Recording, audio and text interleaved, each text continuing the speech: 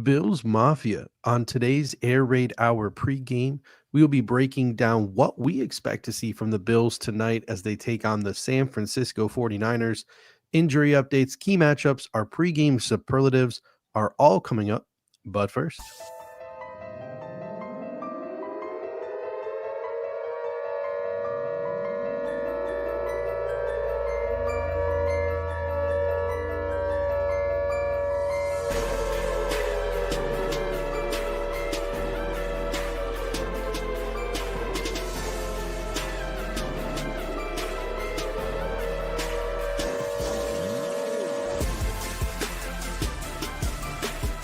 Welcome to the Air Raid Hour, a Cover One Network podcast. Here are your hosts, Judge Mathis and Tilt Money. welcome in, ladies and gentlemen, to the Air Raid Hour. My name is Steve Mathis. You can find me on Twitter at the Bills Guys. Joined as always by my co-host Dave Tilton. You can find him on Twitter at Tilt Money. We've got the people in the comment section coming in saying, Sweet Spike says, let's go.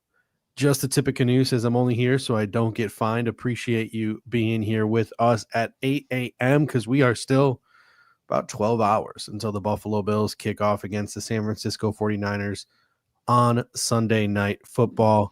Dave, with a win tonight, the Bills would become just the fourth team to clinch a division title with 5 or more weeks left in a season since the divisional realignment of 2002. The other three teams who have accomplished that, if the Buffalo Bills can accomplish this tonight, the 2009 Indianapolis Colts, the 2007 New England Patriots, and the 2004 Philadelphia Eagles. All of those teams made the Super Bowl, which is good news for the Buffalo Bills. But all three of those teams also lost in the Super Bowl. So I don't know. Maybe we want to lose tonight and hold off clinching the AFC East for a week or two. Well, also those teams didn't have to go through the present day New England Patriots, which is the Kansas City Chiefs. So that team just seemingly finding a way to have everything to go their way. Obviously, that would have been a huge gift if the Bills had seen the Raiders win that one to get the track to the 1 seed. Didn't happen. So on we go. And look, I mean, all that stuff's well and good, but of course we are joking a bit here. Of course, we want to convince or clinch the division, I should say. Excuse me, still waking up a bit here. And yeah, I think it's just one of those things where when you have that secured, this team has been playing fairly loose this year. Like they haven't felt like they've been pressing a ton, but maybe it just gives them just yet another edge to play a little bit even more loose and gives Sean McDermott a chance to, with guys like Matt Milano, let's say, really make sure that he's eased back in. I think there were some good discussions yesterday around like how much he's going to end up playing and what his ramp up should be and all that stuff. But of course, this is a game you want to win. We're going to get into the injuries here in a second, in a game that I believe the Bills should win. And it would be nice to clinch that division at the tail end of Thanksgiving weekend would be nice. Before we get into the injuries, let's talk about the weather a little bit, because that was or is or has been a talking point throughout the entire weekend. Lake effect snow has been falling in Buffalo. Of course, Buffalo being Buffalo, you'll have the stadium, which is getting pounded with snow, and then 10 minutes away, there won't be a single snowflake on the ground. That's just how it works in Buffalo. But that snow band has shifted. Lighter flurries expected throughout the day today and then during the game tonight. So nothing too serious. If they can get all that snow cleared out, which they should be able to do, really shouldn't be too much of a problem. It's going to be 28 degrees at kickoff. Real feel in the teens with 10 to 20 mile an hour winds, but this is nothing the Buffalo Bills have never seen before. It certainly feels like it's maybe going to be similar to that Pittsburgh Steelers playoff game a year ago. That's kind of the feel I'm getting. Of course, the field was clear for that game, very cold in the teens as far as the real feel, and had snowed obviously prior to that, and the game had been shifted. So it'll be interesting to see if it kind of ends up conditions-wise similar to that Steelers game a year ago. I don't remember exactly what the wind was in that one, but I mean, look, where things were headed early in the week with the forecast to where they are now, I certainly think you would take the way things are headed now compared to what it could have been potentially. Got a super chat coming in from Justin Tyndall. He says, looking for the D line to back up the Chiefs' performance. And I'm with you. I think that's going to be one of our talking points this afternoon. We're going to get into the injuries in a moment here. And, quick preview, San Francisco is missing two staples on their lines in Nick Bosa and Trent Williams. So that is a plus for the Buffalo Bills and maybe could foreshadow them possibly dominating both line of scrimmages as just the tip of canoe comes in, which is something they will need to do to be successful tonight. Yeah, it's huge for them to be missing kind of their cornerstones on each side. One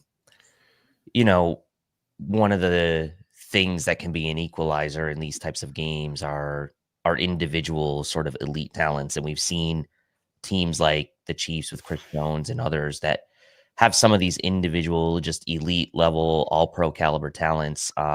They can be game changers. And so, look, I mean, the 49ers, it's looking like Brock Purdy's gonna play in this game, but without Trent Williams, without Nick Bosa, those are two huge difference makers for them. And look, I know they have a ton of talent elsewhere, but I mean, those guys really can't be replaced to the level anyway that they are capable of. So certainly, if you're the Bills and you're hoping for any kind of edge you can get in this game, you're happy to see those guys not playing tonight. Taking a further examination of the 49ers injury report, a lot of names here. They are currently the walking wounded in the National Football League, but no offense, but no sympathy from Bills Mafia, as we have been there at points this season and last. Out for the 49ers, Nick Bosa, Trent Williams, as we mentioned, they're two of their cornerstone players. Starting nickel corner, who just got a big contract extension, Diamo Lenoir, he is out. Starting defensive tackle, Jordan Elliott is out. Starting left guard, Aaron Banks is out. And D. Greenlaw is still working his way back from that ACL tear in the Super Bowl last year. He is out. Questionable, Brock Purdy, who had a full practice on Friday, dealing with that shoulder injury. No setbacks for him. He is going to return to the lineup this week. Also dealing with injuries, rotational defensive tackle Kevin Givens, starting corner Renardo Green, and a late add to the injury report, special teamer and depth receiver Chris Conley. So a huge, massive injury report for the 49ers this week. Signed to the active roster from the practice squad was Nick McLeod, who is expected to get the start at nickel corner. So one of the talking points today is going to be Khalil Shakir, feed him the football. Yeah, I mean, and revenge, a little bit of a revenge game, maybe. Be interesting to see. I mean, look, Kincaid's out again. We know that. We're going to get to that in a second. This is a game I feel like that sets up perfectly for Shakir, right? We don't know exactly what the conditions are going to be. It seems like it's going to be fine. This is something that where you're like, okay, let's try to make this a little bit easier on ourselves as much as we can. Get Khalil Shakir the ball, get the ball out quickly, matched up in a matchup against the backup. Like he's been dominant all year with yards after the catch, regardless of who the matchup has been. This certainly seems like something that is lining up in the Bills' favor as well. So I'm with you. I think 10 plus targets is on the table, and it would be nice for the Bills to come out of the bye and kind of feature Khalil Shakir, with the question mark still obviously around the rest of the receiving group and their health. So, hey, I'm all for that. Allentown comes in and says Ward is out too. Javarius Ward will be playing for the San Francisco 49ers today. He obviously missed some practice time this week and was away from the team for a little bit.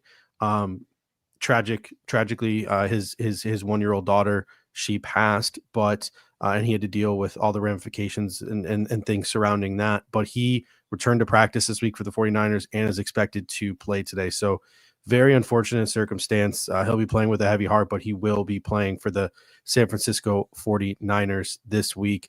Looking at the Buffalo Bills injury report, Dalton Kincaid is out. So are Dwayne Carter and Tillon Grable. They did not get elevated from injured reserve. Kincaid, we've been sort of guessing PCL sprain, and that's a month-ish type of absence, and he's now been hurt for 21 days. So next week, and even the Lions game and on that Ford Field turf, those games might be a stretch. We might not see Dalton Kincaid till we get back into that AFC East action a couple of weeks from now. Questionable for the Bills, Matt Milano, but again, all reports and indications are he will play today. How much? We're going to talk about that in a second here.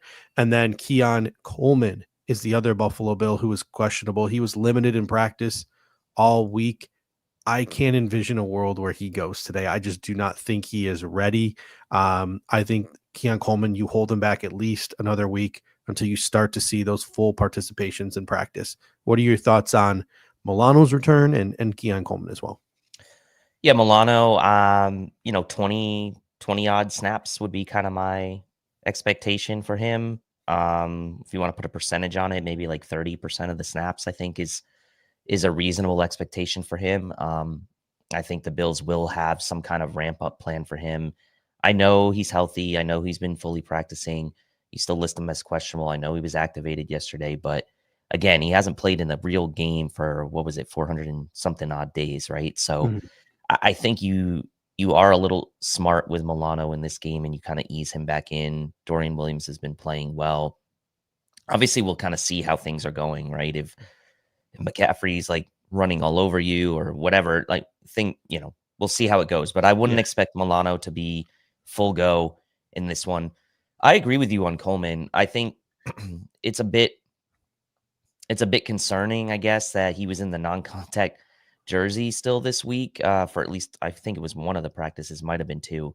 You can correct me on that, but I know he was in it for at least one, and he hadn't had a full practice this week. So I'm with you. I think you wait on him. And then as far as Kincaid is concerned, I would imagine that he would love to be back by that Lions game, right? You have kind of like the Laporta Kincaid matchup from like a year ago, the two rookies, a huge game. The Bills potentially still going to be fighting for the 1 seed there, and the Lions maybe a Super Bowl preview and what the Bills may see if they can make it all the way to the big game. And so I'm sure he would want to be back for that, but you're right. That turf, it does give you a little bit of a pause because of the type of injury he has with the knee injury. If it was some other kind of injury, maybe that's different, but with it being a knee, maybe you do kind of play it a little bit more cautious because it is ultimately more important for him to be available ultimately for the playoffs, really, right? But really for the last couple games, those division games, those would be big to maybe shore up some seeding. So yeah, I mean, the Bills are close. I feel like these guys are close, but certainly maybe not quite ready yet. Yeah, the Coleman injury, it stings. I mean, this is the type of game that you want Keon Coleman active for. He can get after it in the run game as a blocker, which in these conditions, you're going to want those guys who can get after it in the run game. He provides you sort of a power slot option, which again, in these conditions is probably something that you want.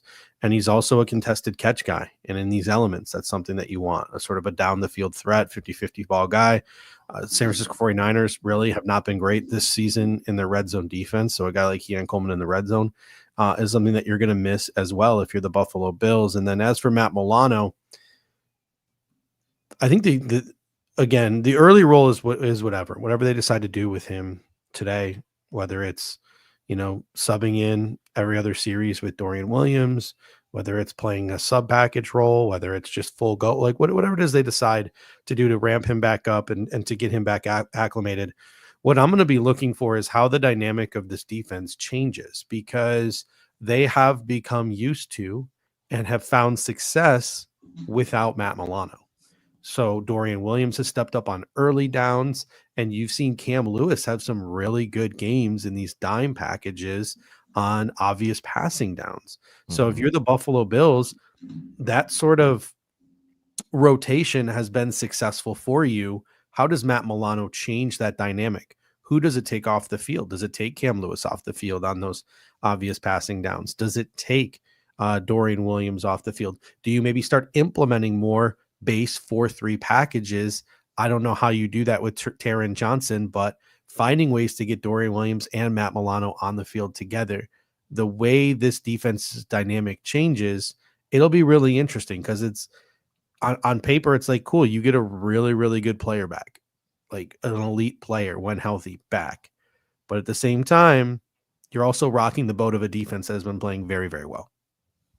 Yeah, I think the chemistry piece is something maybe we haven't talked about enough, just generally in the community, right? Fans, content creators, whatever, is like it's one of those things like, yes, you're happy to have him back, but Sean McDermott, I mean, he's seen him in practice for the last 3 weeks, obviously. So we will see where he kind of fits in. And that's why I think, at least in this game, you don't see him play that full allotment. I think you will have him in certain situations. I don't know if it's like one of those where you do rotate every other series or you have specific play, personnel packages, like in situations like Aaron said there, the goal line or others where you actually bring him in.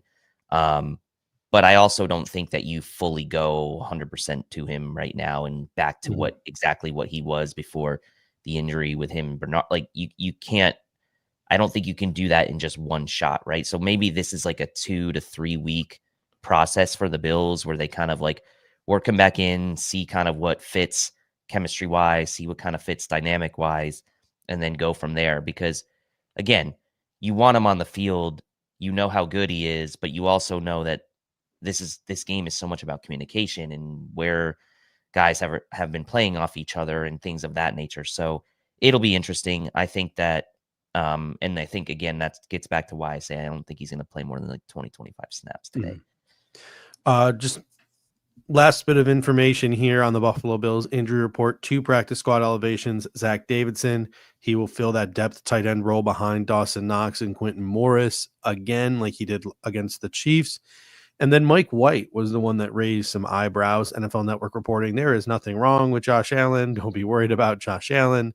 Has been no late addition to Mitch Trubisky to the injury report either. So unless the Buffalo Bills feel like Mike White has surpassed Mitch Trubisky on the depth chart, which I mean is possible, but I doubt at this point in the season, it is more than likely that the Buffalo Bills just elevated Mike White to the active roster because it gets him a nice little bonus and it's a reward for being on the practice squad all season for the Buffalo Bills. You might see that again at some point before the end of the season. If the Buffalo Bills don't need a guy, they might call a guy up, make him inactive, but they get that game day check as a little bit of a reward. The Bills have done that in the past, and that is likely what they are doing here. All right, on to some of the key matchups in this game. Let's start with the Buffalo Bills offense versus the San Francisco 49ers defense. Dave, let's start with the DVOA. What does the DVOA tell us about this 49ers defense? Yeah, 49ers defense, 6th overall in DVOA, 3rd against the pass, but only 21st against the rush. They're actually the only team that's in the top 10 overall in DVOA defense that has a ranking in one of the individual categories, whether that's rushing or passing, outside the top 20. So it's a kind of a weird anomaly here for the 49ers defense. Against the pass, like I said, 6th overall, 3rd overall in DVOA, 6th overall in the raw statistics. So we do have alignment here. They've played 3 top 10 passing offenses. Seattle is 2nd, Tampa Bay 7th, Minnesota 10th. They've also played Green Bay and Kansas City 11th and 12th. So some good passing offenses they have played against. They're 2nd against wide receiver 1s, 28th against wide receiver 2s, 1st against wide receiver 3s, 8th against tight ends, and 12th against running backs coming out of the backfield. So you look at that and you see against wide receiver 2s is where they have struggled. You mentioned Ward is going to be back for this game. This would have maybe been a game that set up well for Keon Coleman had he been, we don't know if he's going to play. We assume he's not. But like you said, this would have been a game that probably would have set up well for him there. So we will see. But they've done a pretty good job overall with their pass D. On the rushing D, this is where we get a little bit of divergence. So they're 11th overall in raw statistics compared to 21st in DVOA. So an interesting drop off here. They've played 3 top 10 rushing offenses, the Cardinals, Packers, and Tampa Bay. The Packers was the recent sort of game they played underman where Josh Jacobs ran all over them. Tampa Bay and Arizona were earlier in the season. They did give up 184 rushing yards to Kansas City, who hasn't been a great rushing offense this year. 146 rushing yards to Minnesota as well. They have held 6 of their 11 opponents under 100 rushing yards, but here's the thing. They've allowed 16 rushing touchdowns, which is the 3rd most in the NFL. So while statistically, from a yardage standpoint, again, only allowing 4.2 yards per carry, which is 8th best in the NFL, they have allowed a lot of rushing touchdowns. And I think this is where the DVOA is kind of knocking them a bit. They've let teams score, especially when they get into that sort of lower red zone area. And we'll talk about James Cook here in a second. But this is why you have the divergence here between the raw statistics and the DVOA, at least on the rushing side, is they've allowed teams to score on them on the ground. Still a very good defense. We mentioned them without some key players, notably Bosa, but still a very good defense. And this is a team that will come to play today, even if they are undermanned on the defensive side, and certainly not a defense to take lightly. Yeah, I mean, we're going to talk about their run defense, and from a yard standpoint, pretty good. But I think that there are some things that the Buffalo Bills can exploit in this game due to some of the injuries along that defensive front. So I think you could see the Buffalo Bills find more success than teams have in the past. I mean, Josh Jacobs averaged like 4.2 yards per carry last week. It wasn't that great. He had a lot of his yards after contact. So they're pretty solid and sound against the run.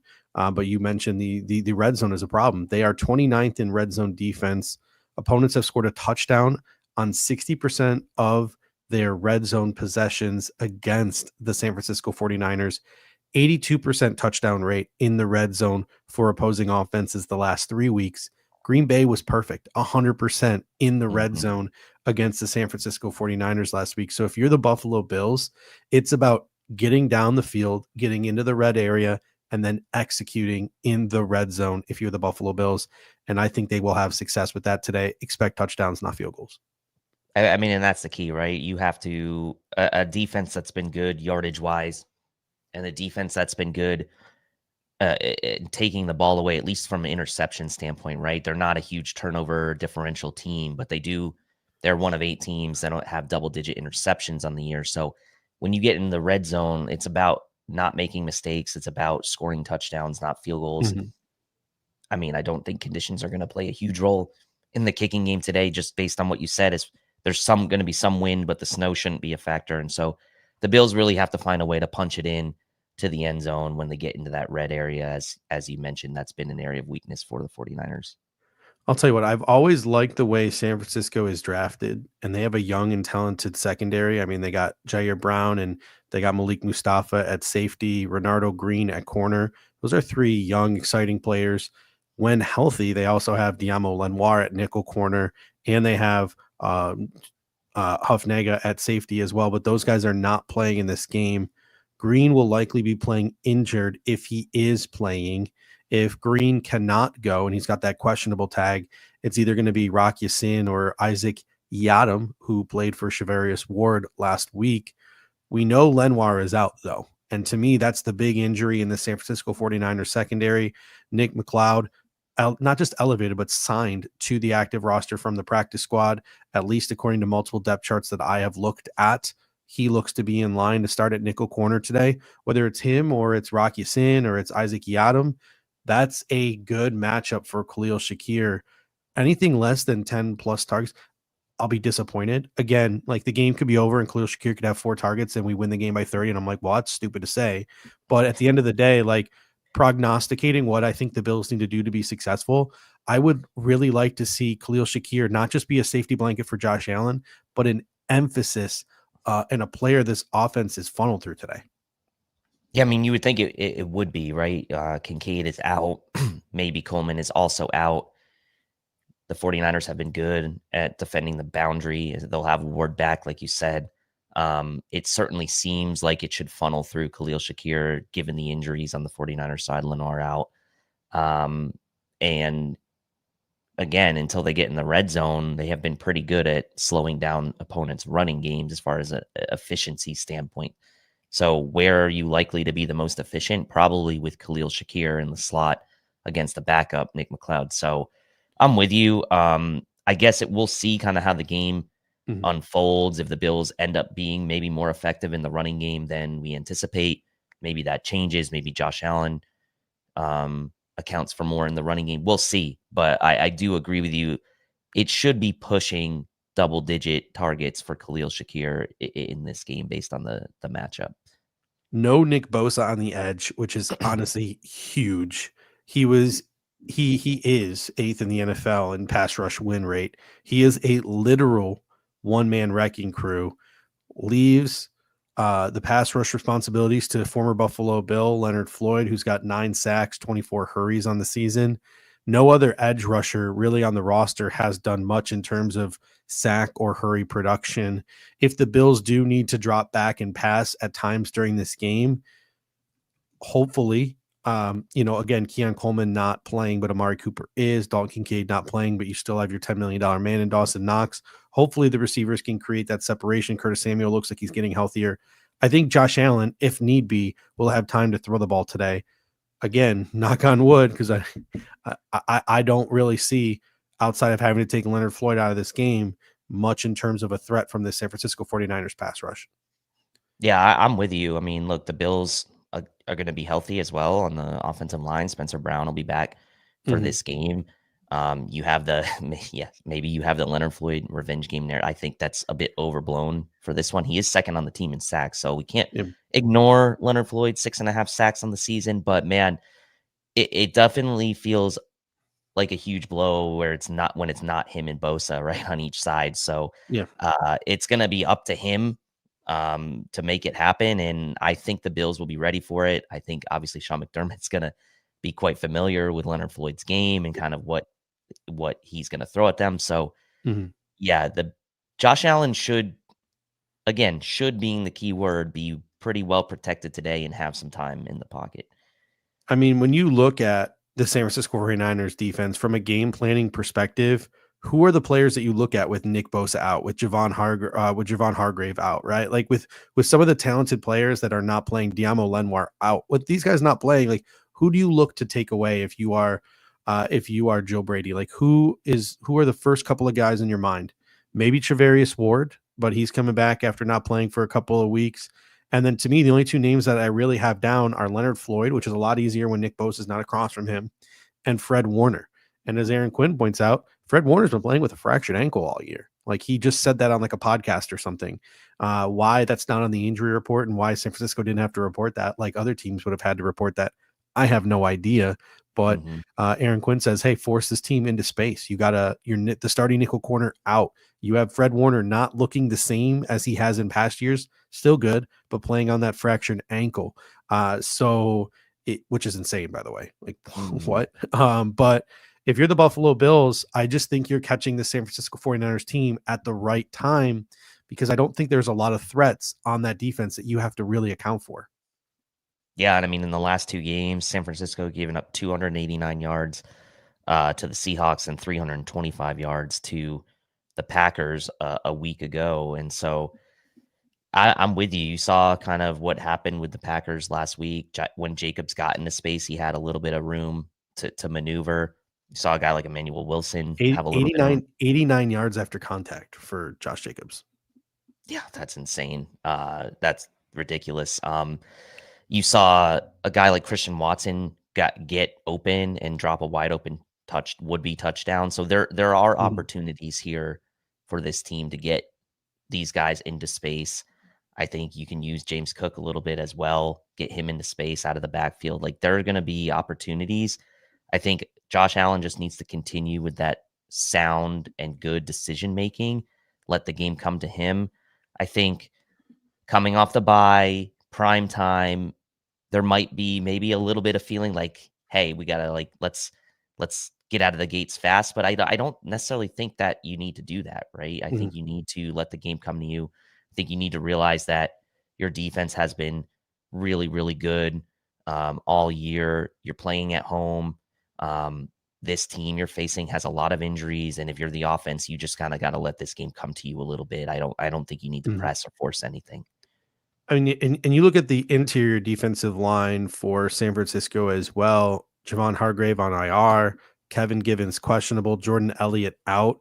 That leaves the responsibilities of, stuffing the run on the interior to Malik Collins and then Kalia Davis, who's entering his second year. He had a really good rookie year. And then a guy they picked up off the Cleveland Browns practice squad, and Evan Anderson, a nose tackle, who we talked about when we were talking about one text before the Bills re-signed Daquan Jones in the pre-draft process. Really liked him as a late rounder. He went undrafted. I think that's another pickup for the 49ers. It's going to end up paying some really nice dividends for them down the road, but he's still a young player, and that's a lot of responsibility for some young DTs. The Bills have been really good at the inside zone this year. I think this is an area where the Buffalo Bills can exploit. I think our interior offensive linemen should be able to get some push on these interior defenders of the San Francisco 49ers. Yeah, and I mentioned the turnover differential a few minutes ago. They're dead even, net zero for the 49ers. They've made most of their turnovers through the air on interceptions. So ball security when running the ball, they haven't been great at forcing fumbles and taking the ball away through fumbles. So again, with missing defensive linemen, with missing guys on the interior, you would think that's another notch in the Bills' favor there. And again, no Bosa, this team is 28 sacks on the season, which is bottom half of the NFL, actually. So you take that into account with no Bosa. Like, where's the teeth going to come from on this 49ers defensive line? And like you said, it's going to come from a guy like Leonard Floyd, who the Bills will no doubt have been focusing on. And so, look, this needs to be a clean game for the Bills offense. And when I say clean, I mean no turnovers, or limit them, and keeping Josh Allen upright, no sacks, right? And I think that is doable given the injuries the 49ers had. Yeah, I expect a steady dose of the run game. I expect to see a lot of Alec Anderson on the field as that extra offensive lineman.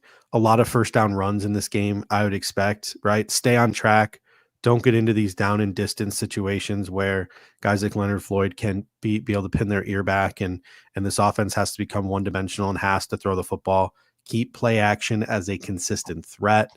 With all these injuries, as we've mentioned, I think we can thrive at the line of scrimmage, and I think thriving at the line of scrimmage on early downs are going to set up chunk plays if you can get into these like second and short situations. So I expect Khalil Shakir and James Cook to dominate the box score for the Buffalo Bills, but I want to see Ray Davis involved today. I want to see Ty Johnson involved today. I think Mac Hollins is going to have a heavy snap count, and I think you'll see him show up in the box score with 4 or 5 catches. And then Dawson Knox as well. Get him some yard after the catch opportunities. Get him out there in some space and let him go lower his shoulder, lower the boom on someone, right? So if you're the Buffalo Bills, I think it funnels through James Cook and Khalil Shakir, but given all these injuries to the 49ers defense, if those two guys get going and those two guys become a threat that the San Francisco 49ers defense have to take massive account of, I think it opens the door for a lot of other guys, auxiliary guys. Maybe one or the two of those guys step up and have pretty solid days as well. I mean, Mac Hollins has been pretty efficient with his targets of late. He's either catching them or he's drawing penalties. So wouldn't surprise me. Big bodied guy in a game like this. I could see it. I mean, Knox did his thing, had some moments against the Chiefs, and has had some moments in Kincaid's absence. The cupboard's not bare for the Bills if Coleman, and obviously Kincaid's out, but if Coleman misses this game, right? Because you have Cooper back, you have Knox filling in for Kincaid. Hollins has stepped up in recent weeks and has really shown that he can be efficient with targets and in key moments as well. And it's not just hollow yards and hollow catches for Mac Hollins. He's made some big third down plays as well. So, and then you mentioned Ray Davis, and I think stylistically, you mentioned the yards after contact for Josh Jacobs last week. That to me just sends alarm bells off in my head. We're like, Ray Davis is a guy that can take advantage of something like that as well. So that 1-2 punch of Cook and Davis, if the Bills can get that running game going, especially in the red zone, right, where we mentioned the 49ers are weak, that will be a huge benefit to this offense.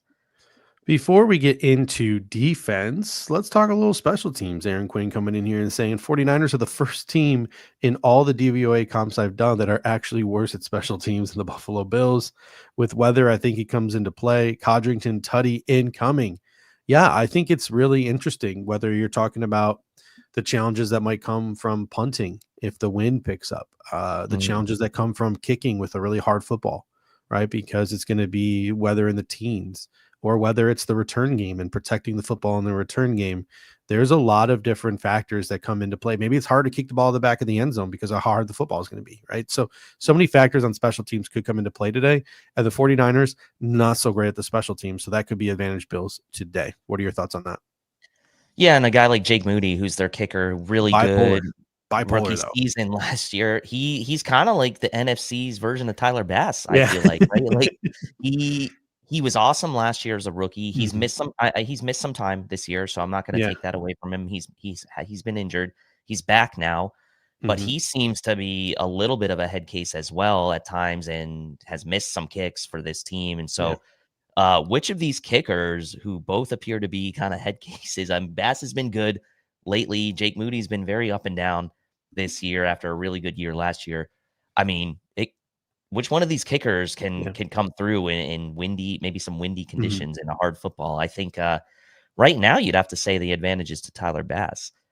Yeah, I mean, if you look at it, Jake Moody has not missed a kick under 40 yards this season, but he's missed 2 from 40 to 49. He's missed 2 from 50 plus. And he's made all of his extra points. So he's got that advantage on Tyler Bass. He's made all of his XPs this year. But at the same time, what is it?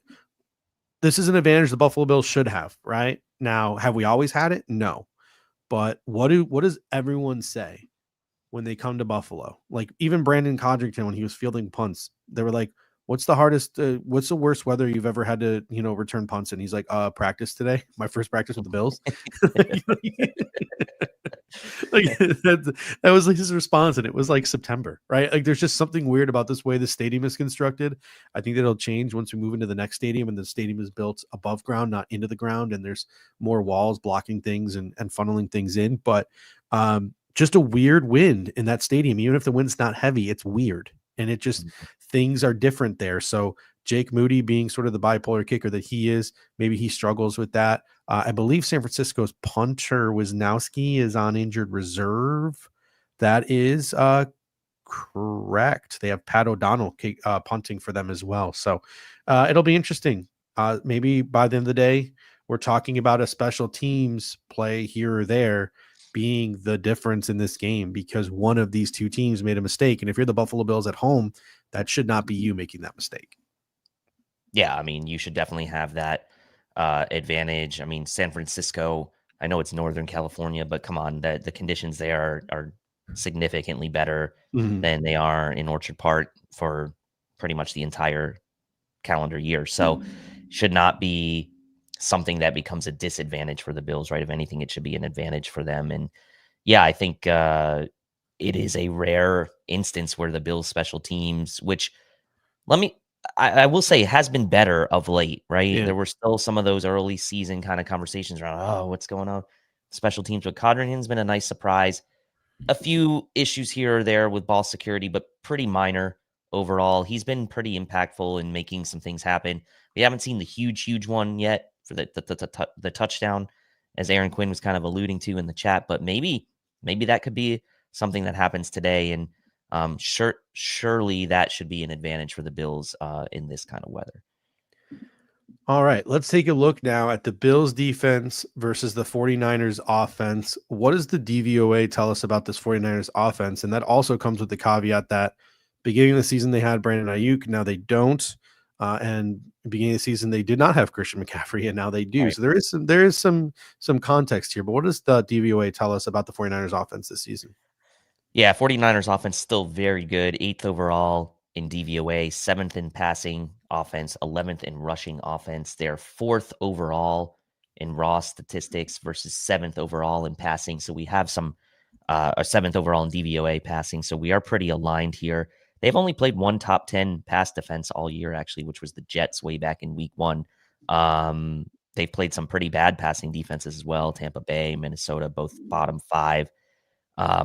They only have one 300 passing yard game all season, which was week 10 against Tampa Bay. And they've been under 200 passing yards in each of their last 2 games, but that's been without Brock Purdy. So look, this passing offense has gone through some changes this year, losing Ayuk early, having a guy like Jawan Jennings come on, having a guy like Ricky Pearsall come back, Christian McCaffrey now back and available to be used in the passing game as well. Kittle's been fantastic this year. And and Debo is kind of what he is. So this is still a good offense passing wise, makes it significantly more better with Brock Purdy in the lineup, I would say. And so we do have to watch for that. On the rushing side, they're 7th overall in raw stats versus 11th in DVOA. So pretty aligned here. They played 2 of the top 3 run defenses in the NFL. Minnesota, the number 1, Kansas City, number 3. They've done most of their damage this year, as you said, with Jordan Mason, but CMC is now back. They have been under 100 rushing yards in 2 of their last 3 games, which is unlike them. And the bottom kind of fell out again last week against Green Bay, but again, without Brock Purdy. So you have to figure that is a factor as well. So this is a good team. Raw statistically, DVOA is pretty aligned with the raw statistics here. Slightly worse on DVOA than the raw statistics, but still a very good passing and rushing offense for this team, averaging 4.9 yards per carry. That's 4th best in the NFL. They've only allowed 23 sacks all year, which is top 10 in the NFL. 4th fewest sack yards lost as well. 6th best 3rd down conversion team in the NFL at 44.2. So a lot of the metrics here pointing to San Francisco still being a very good offense. The one thing I will point out is last year, this team averaged 28.9 points per game, which was 3rd in the NFL. They're a full 4+ points lower this year at 23.6, which obviously CMC makes a big difference there, but this team averaging 4 points, 4+ points more or less per game this year on offense. So while they are very good on offense and still very good, they're not quite as potent as they were a year ago. We'll see as CMC kind of continues his way back. If that kind of improves Purdy back, obviously will help them as well. Sweet Spike comes in and says, I hope the 49ers forget Mason again. CMC looks slow. Obviously, it was Christian McCaffrey's first game back. But, I mean, if you look at it, last week, McCaffrey, 14 touches, 11 carries, 4 targets, 3 catches. Jordan Mason, only 4 touches last week, 3 carries, 2 targets, 1 catch.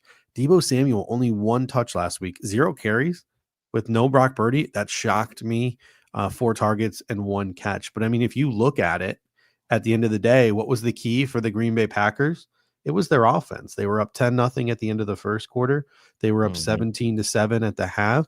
And then they came out and scored another touchdown to go up 24-7. And then it was 24-10. And next thing you know, San Francisco can't be running the football. They have to try to throw the ball with the backup quarterback, and they got themselves into some trouble. So I really expect that with Brock Purdy back, you're going to see a focus, and given the weather too, to be honest, from the San Francisco 49ers to be run-based, quick passing attack. They're going to want to protect Brock Purdy's shoulder.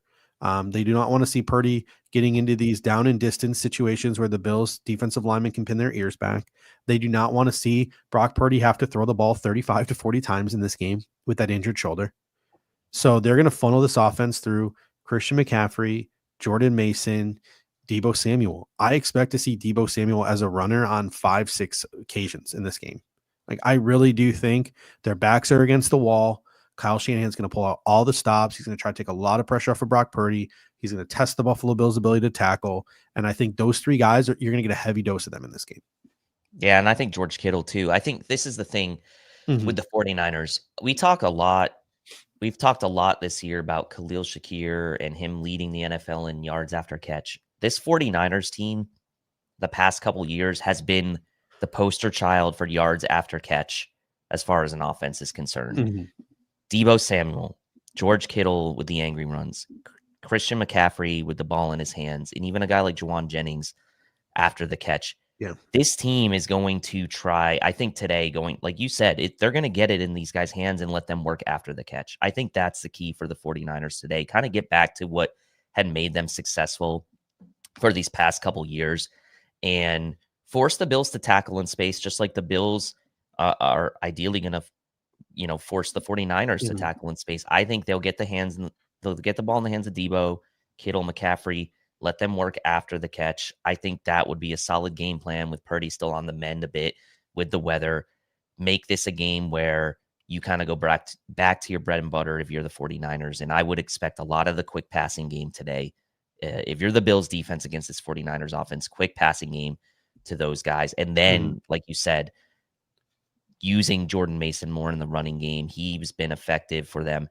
You wonder if that shoulder is still maybe bothering him a little bit from that injury a couple weeks ago against the Seattle Seahawks, but he would be a guy that I would then also worry about on the ground. So again, we talk about the Bills missing Coleman, missing Kincaid. Okay, the 49ers are missing Ayuk, but the cupboard is definitely not bare for the 49ers in this game on the offensive side of the ball.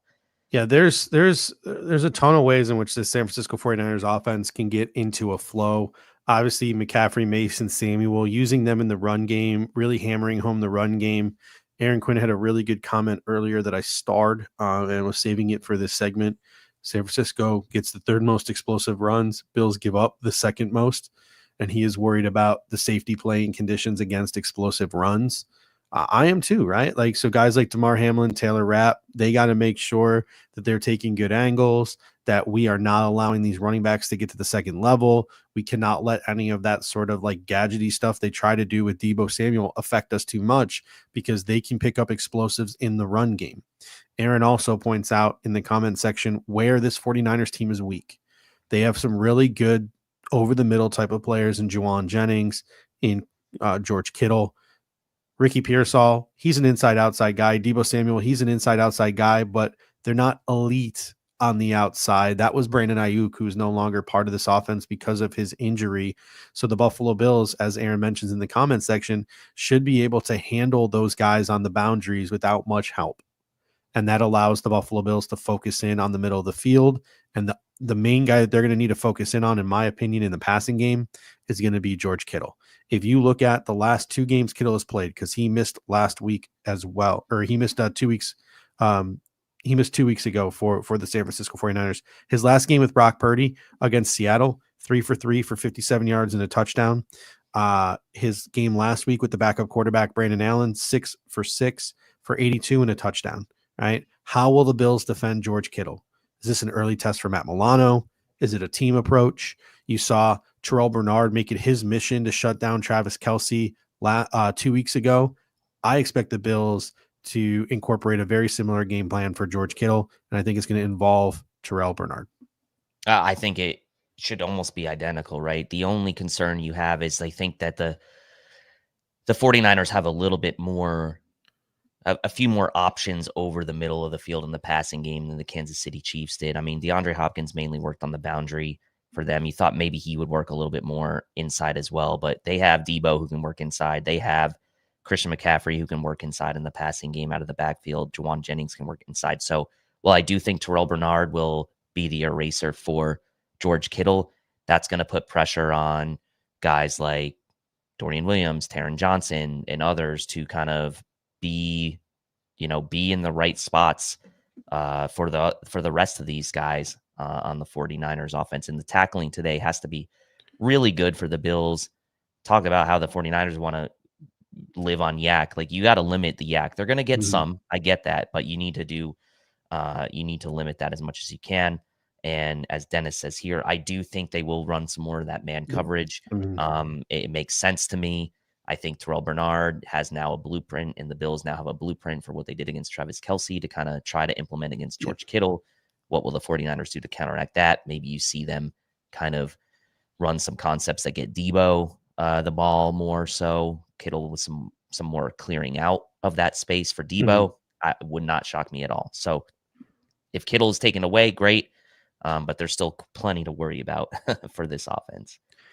All right, let's get into it now. Our pregame superlatives.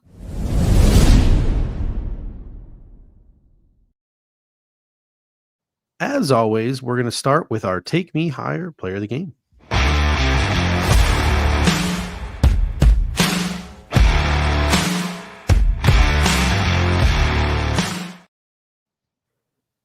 Now, a couple people pointed out to me that Creed has become very mainstream now, and the love of Creed and this "Take Me Higher" song has become maybe too mainstream. But just remember who the OGs of the "Take Me Higher" movement was, and that was the Air Raid Howard here at the cover. We got a cease and desist from Creed. So we got a cease and desist from Creed. So I mean, let's be real here.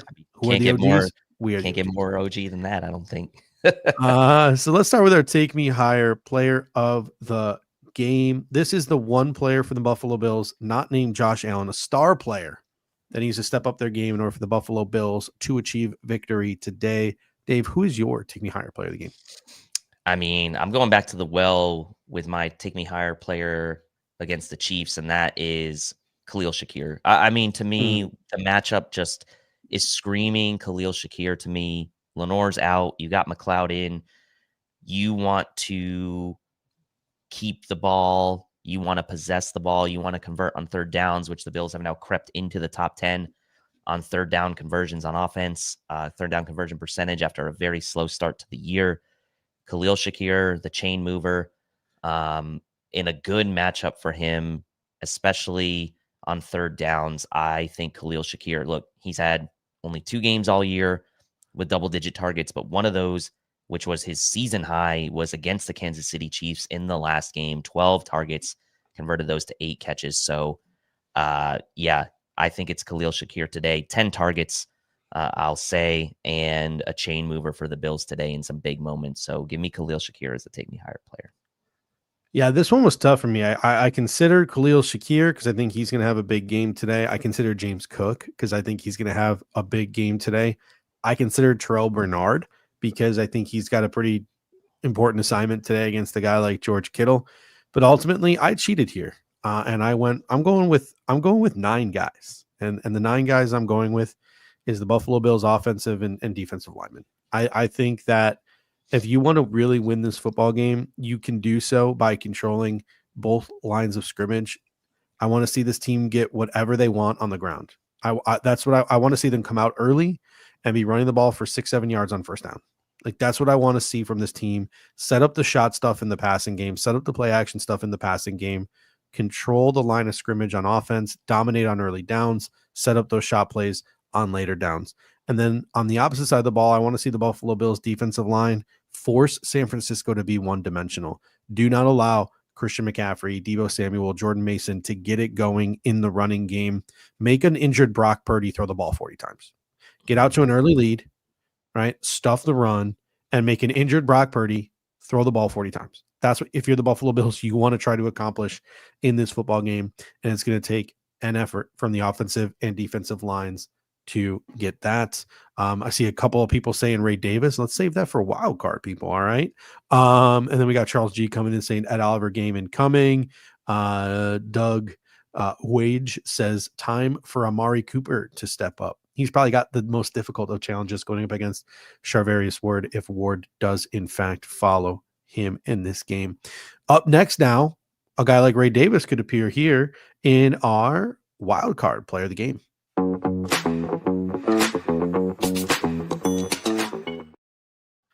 All right, Dave, and the comment section, who are some auxiliary players like Ray Davis who could step up for the Buffalo Bills today and help them get a victory against the San Francisco 49ers?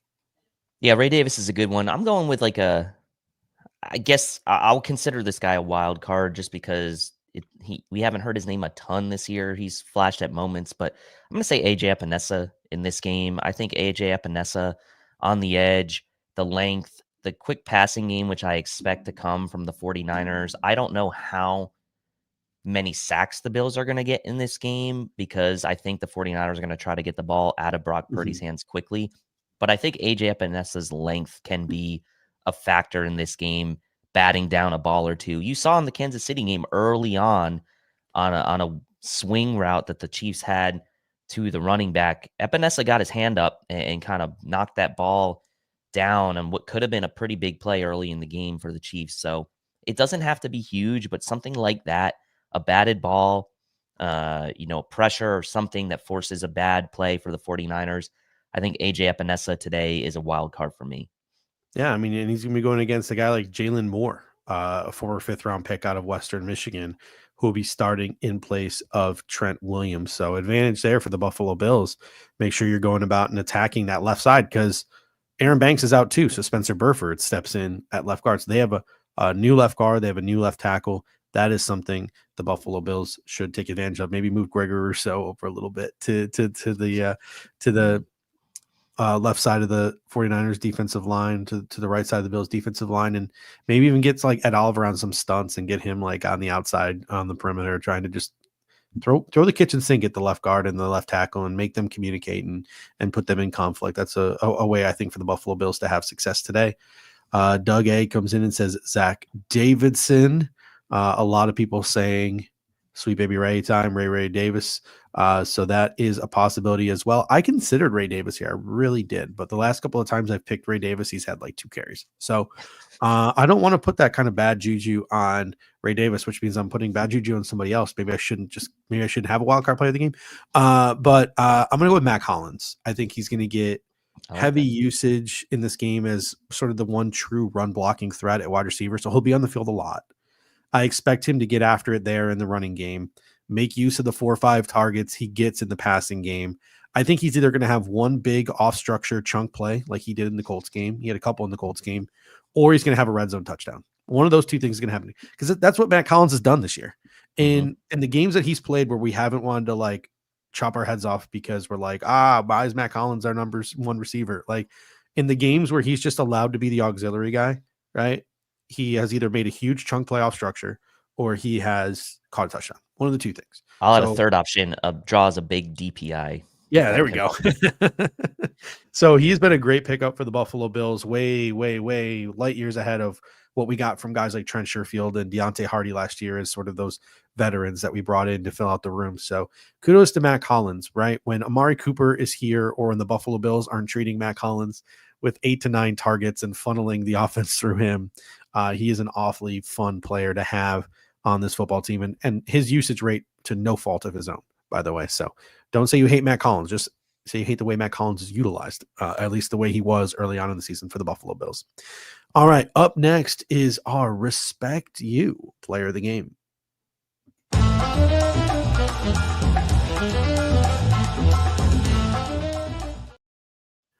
All right. Your Respect You player of the game, Dave, who is one player from the San Francisco 49ers that the Buffalo Bills have to respect in order to win this football game. And I think they will show the proper respect to him, and that's George Kittle to me. 8 touchdowns on the season, second on the team in receptions, even missing a few games behind Juwan Jennings, who's oddly leading the team in receptions. But George Kittle, 8 touchdowns, probably on his way to likely an all-pro season, at worst, the second team all-pro for him. The Bills did a really good job at eliminating Travis Kelce in that Chiefs game before the bye. George Kittle, he's going to be after it in the run game. He's going to be involved in the passing game. Terrell Bernard is likely going to be the man called upon to shut him down. I can live, and I don't want to, but I can live with a guy like Juwan Jennings maybe beating me, but I do not want to see George Kittle beat this team. Not just because he's so good and because he's having such a great season, but he's also an emotional sort of uplift for them as well. We've talked about these guys that can kind of fire up their teams in the past. We've talked about that with like Tyrann Mathieu and Isaiah Pacheco for the Chiefs and others, but like Kittle is that guy too for the Niners. If he gets a big play, gets the emotional juice going for that Niners offense, that can give them momentum. So for me, I think you got to respect George Kittle. Yeah. So Salib comes in and says 49ers safeties. I can agree with that. That's a good young tandem there in Brown and Mustafa. They get after it at the line of scrimmage. Brown's really good at center fielding. So that's a good little young duo that they have there. George Kittle, as you mentioned, is a big one. Deebo Samuel, I think, is a big one. Christian McCaffrey still, maybe this is the week, like, hey, it took a week to ramp up, and this is the week where Christian McCaffrey explodes and does what Christian McCaffrey does. Who knows? I'm going to go with Fred Warner on the defensive side of the ball. I know he's playing with that fractured ankle and he hasn't been the same, but he still makes game-changing plays. Don't let Fred Warner make a game-changing play if you're the Buffalo Bills. Make sure you're aware of where he is on the field at all times. All right. Our second to last superlative here, our hottest take for today's game.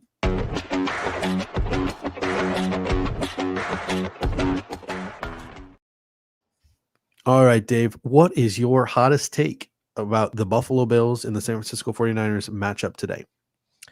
Hot take for today is the Bills will score either a defensive or special teams touchdown.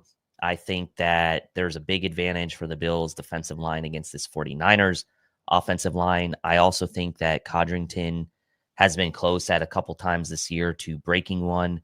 The 49ers, we mentioned the special teams DVOA is not great. Coverage units haven't been great either. They've given up some big returns as well. I think that today is the day you see either a defensive touchdown for the Bills or a special teams touchdown for the Bills. That's a good one. I struggle with mine. I ultimately went with James Cook and Ray Davis each go over 100 yards and have a touchdown in this game. 200-yard rusher type of game, right? Something I don't think we've seen since like Fred Jackson and CJ Spiller. But the more I think about it, I'm like, man, like it's a hot take. But like, is Ray Davis going to touch the ball enough? If that's my hot take, but if I'm going to bring it down a notch, right? I'm going to bring it to the Bills running back room because I want to get involved Ty Johnson a little bit, combined for 200 yards and 2 touchdowns. So if I wanted to bring the spice level down, that's where I would bring the spice level down to, because I think the utilization of Ty Johnson needs to be talked about as well. I don't know if Ray Davis is going to enough touches for that to happen, but if the Bills just control the line of scrimmage, get out to a big lead, maybe Ray Davis gets the whole second half or something of that nature to run the football. But I'm going to stick with the hot one, right? James Cook, Ray Davis, each go over 100 yards and each have a touchdown. Salib comes in and says Knox 2 touchdowns. Charles G says we get a thick 6 big man tutty. Maybe Alec Anderson gets into the touchdown game for the Buffalo Bills. Carl Thoman comes in and says the Bills will spend all night in the 49ers backfield, harassing the quarterback and shutting down their running game. Hopefully that is the case. That will be fun. And that leads us to our final segment here, and that is our pregame prediction.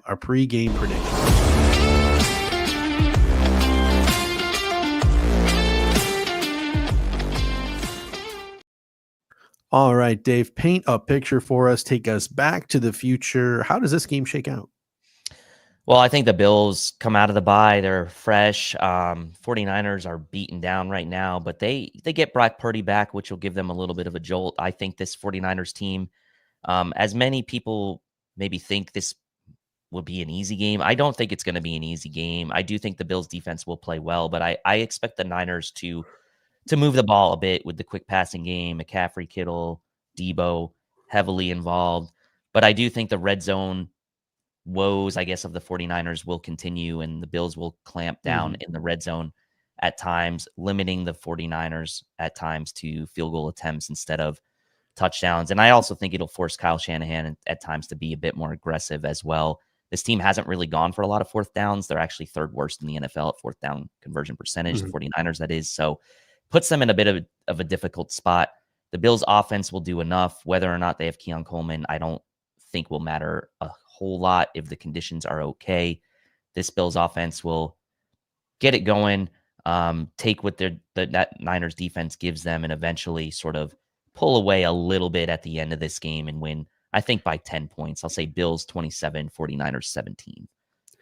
Yeah, I'll tell you what, it's probably going to be a close game simply for the fact that I'm feeling unusually confident that the Bills are going to win this game running away. Like, I feel like I'm pretty confident in the Bills' ability to match up against the San Francisco 49ers. So that means it's going to be the exact opposite of what I feel.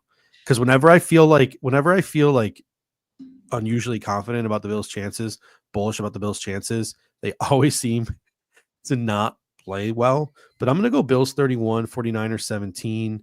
I'm feeling good that their injuries line up with key ways in which the Bills can exploit this 49ers team. I think the Bills are going to control both line of scrimmages in this game. I think they're going to execute in the red zone. So I think they win this one comfortably 31-17. Expect big games from James Cook. Expect big games from Khalil Shakir. Expect good auxiliary games from the Bills' 2 backup running backs, Dawson Knox and Matt Collins. That's my prediction. I think you're going to see that, and we're going to be talking a lot about Terrell Bernard shutting down George Kittle at the end of this game as well. Just much like we did with Travis Kelce. I'm just feeling really confident. Roy Collins comes in and says, my hot take, Bean signs Naaman Roosevelt to the practice squad. There we go. Got to get the name plate in there. But thank you guys so much. As Aaron says, as always, smashing that like button really does help us out with the algorithm. and we still got about 11 hours till kickoff Yeah. too. Yeah. So It's there's a a long little day. there's a little share, but there's a little share button. So if you want to hit that share button, share on your socials, share with your friends, share with your family, anyone you think would like to take an hour to just sit down and listen to a nice conversation about Buffalo Bills football and this matchup against the San Francisco 49ers before the game kicks off today. That would help us out as well. I'm going to try my best over the next 10 or 15 minutes here to get this uploaded on Apple and iTunes. Anytime we do these early morning shows for a late night game, try to put a little bonus episode on our audio platform feed as well. So you can send that link and you can check that link out as well if you want to re-listen or catch up on anything. That helps us out as well. So thank you guys so much. Don't forget the Cover One postgame show live following the game tonight.